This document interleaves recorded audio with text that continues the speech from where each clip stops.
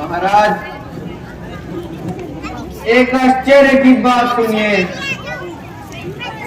रावण का भाई विभीषण आपके शरण मांगता है।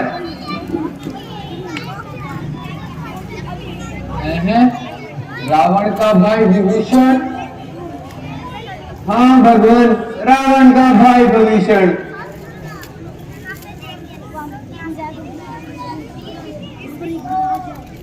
परंतु ऐसा कौन सा अपराध हुआ जिसके कारण वो लंका छोड़ने में बाध्य हुआ? सुना है विभीषण, रावण के कार्य को गलत बता रहा था। वो उनको लड़ाई से दूर रखना चाहता था। इससे दोनों में परस्पर बोलचाल हुआ। रावण ने क्रोध के कारण विभीषण को दरबार से निकाल दिया। अब वो किसने अपनी शरण मांगा है? तो इस विषय में आपकी क्या सहमति है? क्या विभीषण पर विश्वास किया जा सकता है? महाराज, यद्यपि शिव स्वभाव है, परंतु फिर भी राक्षस है।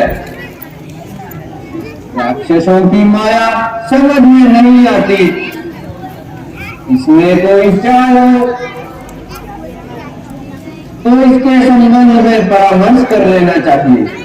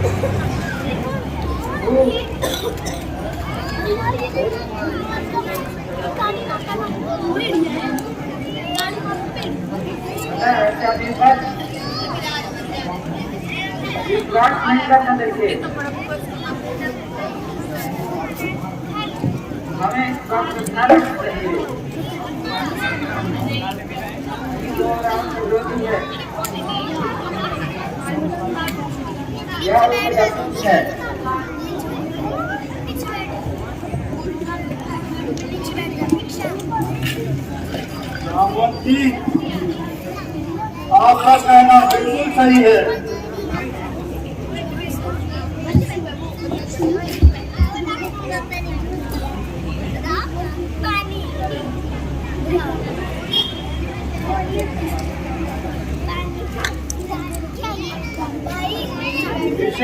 इस इरादे से नहीं आया है कि उसने कोई ढोंग मचाया है। इस समस्या पर हमें अवश्य विचार करना चाहिए। मेरे विचार से हनुमान जी, आपकी राय क्या है? क्योंकि आप लंका में भी गए थे, आपको तो विभीषण के बारे में पूरा पता होगा। क्या विभीषण विश्वास के लायक है?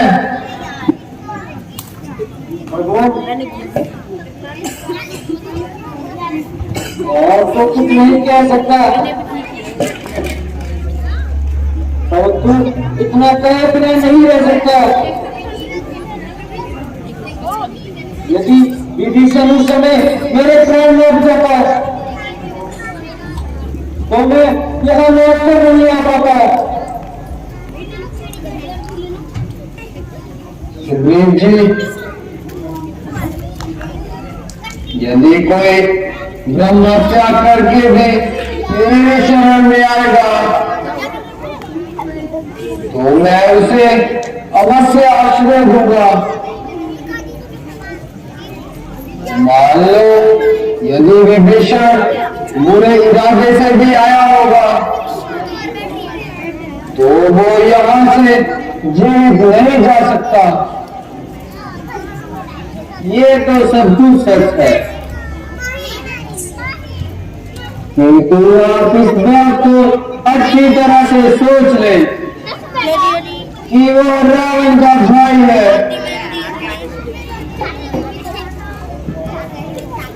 और रावण उसका भाई है। पांचों उंगलियां एक समान नहीं होती, कोई छोटी कोई बड़ी होती है।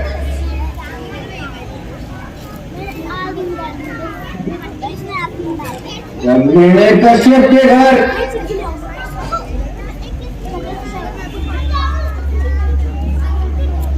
प्रहलाद पैदा हो सकता है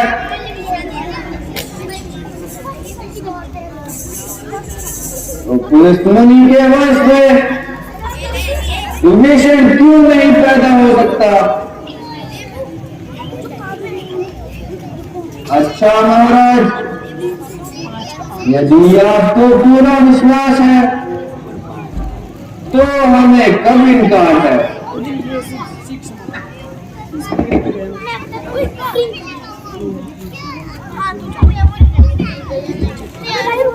तो ठीक है सुग्रीव जी, शरण दो नाथ, शरण दो,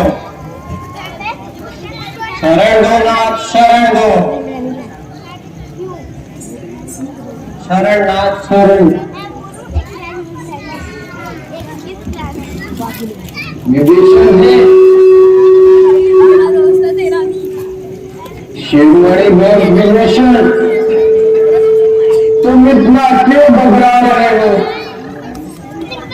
किस वजह से छटपटा रहे हो? कुछ ना पूछो भगवान, मैंने निशाचर कुल में जन्म लिया है। राक्षसीय स्वभाव के कारण मुझे पाप प्यारा है। मैंने कोई शुभ कार्य नहीं किया, किंतु नाथ आप संसार के सारे दुखों को दूर करने वाले हैं, इसलिए शरणागत की रक्षा करना आपका सर्वप्रथम धर्म है। विभीषण जी, आप मुझसे निश्चिंत रहिए। भगवान जैसा सुना था उससे कई गुना बढ़कर पाया।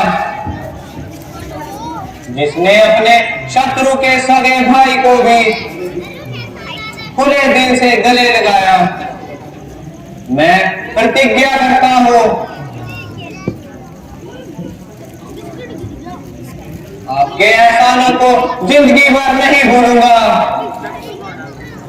और मरते मरते इसका बदला जरूर चुकाऊंगा। विभीषण जी, ये कोई एहसान नहीं है, ये एक इंसानियत है। माना कि रावण हमारा शत्रु है, किंतु आपसे हमारी कोई दुश्मनी नहीं।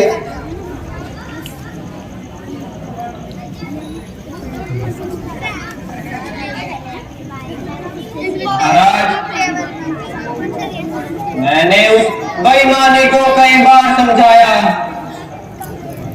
उसने मेरी बातों को हंसी में उड़ाया। अब मैं उसका साथ छोड़कर आपकी शरण में चला आया हूं। मेरी ओर से रावण मर गया है और मैं रावण की ओर से। अब तो ये शरीर आपको ही अर्पण है।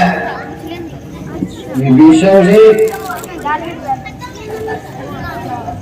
यदि रावण आपको और आप रावण को स्पष्ट जवाब दे चुके हैं, तो हम आज से ही आपको लंकापति की उपाधि दे चुके हैं। मैं भी प्रतिज्ञा करता हूं कि लंका विजय होने पर राज्य आपको दे दिया जाएगा। जल्दी हो महाराज, जल्दी हो।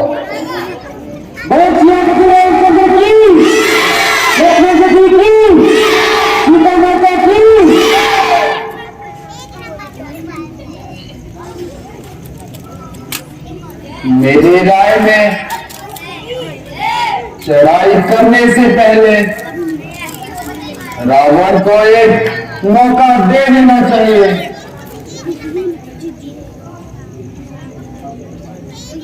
निसंदेह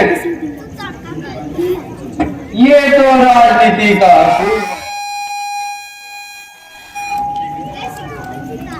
मगर मुझे विश्वास है रावण नहीं मानेगा।